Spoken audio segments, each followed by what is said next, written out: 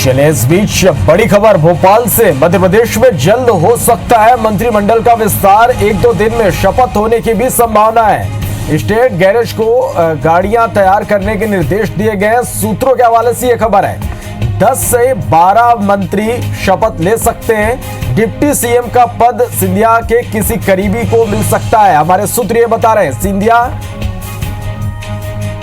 चलिए भोपाल से ये बड़ी खबर है जहां पर सिंधिया और शाह की मुलाकात के बाद ये बड़ी हलचल यहां पर देखी जा रही है। तो ये इस वक्त की बड़ी खबर आप तक पहुंचा रहे हैं हम। मध्य प्रदेश में जल्द ही मंत्रिमंडल का विस्तार किया जा सकता है। 10 से 12 मंत्री शपथ ले सकते हैं। सूत्रों के हवाले से खबर है सिंधिया के किसी करीबी को डिप्टी सीएम का पद दिया जा सकता है। तो ये इस वक्त की बड़ी खबर निकलकर सामने आ रही है।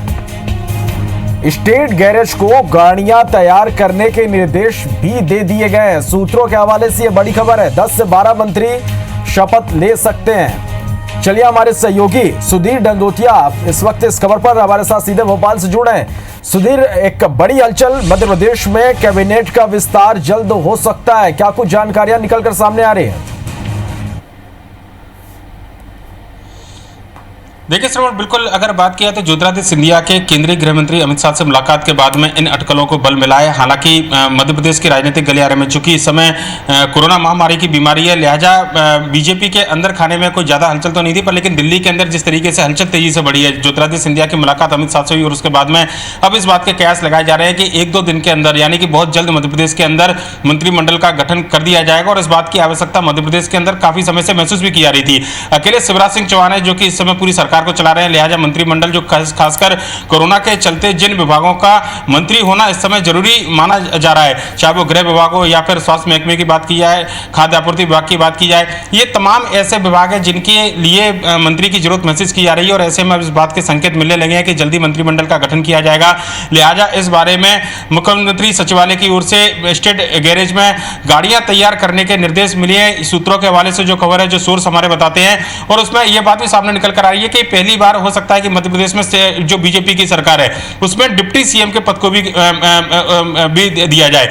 ज्योतिरादित्य सिंधिया के जिस तरीके से बड़ी संख्या में समर्थक शामिल हुए थे, लिहाजा यह माना जा रहा है कि किसी ज्योतिरादित्य सिंधिया के समर्थक को डिप्टी सीएम बनाया जा सकता है। बीजेपी के अंदर जिन चेहरों पर बात करें तो उनमें नरोत्तम मिश्रा भी डिप्टी सीएम की रेस में सबसे प्रबल दावेदार बने हुए हैं। गोपाल भार्गव के नाम की भी चर्चा है, पर लेकिन यह मंत्रिमंडल का गठन होगा उसके बाद तय किया जाएगा। फिलहाल अभी बात करें तो मंत्रिमंडल के गठन की जो सुगबुगाहट है वो तेज हुई है और ज्योतिरादित्य सिंधिया के अमित शाह से मुलाकात के बाद में अब एक कयास लगाए जा रहे हैं कि जल्दी मंत्रिमंडल में जो आवश्यकता महसूस की जा रही थी मंत्रिमंडल की, उसका गठन कर दिया जाएगा। सोशल डिस्टेंस और लॉकडाउन के मद्देनजर चुनिंदा लोग इस मंत्रिमंडल के कार्यक्रम में भाग लेंगे और यह माना जा रहा है कि जब भी ऐलान किया जाएगा तो वो जानकारी कम से कम उन सदस्यों तक जरूर पहुंचाई जाएगी। पर लेकिन फिलहाल अगर बात करें तो थोड़ी देर बाद मुख्यमंत्री यूट्यूब और फेसबुक के माध्यम से जनता से लाइव रूबरू होने वाले हैं और यह माना जा रहा है कि इस दौरान कोई बड़ा ऐलान जो है वो इसमें कर सकते हैं। और इस बात के संकेत भी कहीं ना कहीं इस लाइव के माध्यम से मिल सकते हैं कि मंत्रिमंडल का गठन कब तक किया जाएगा।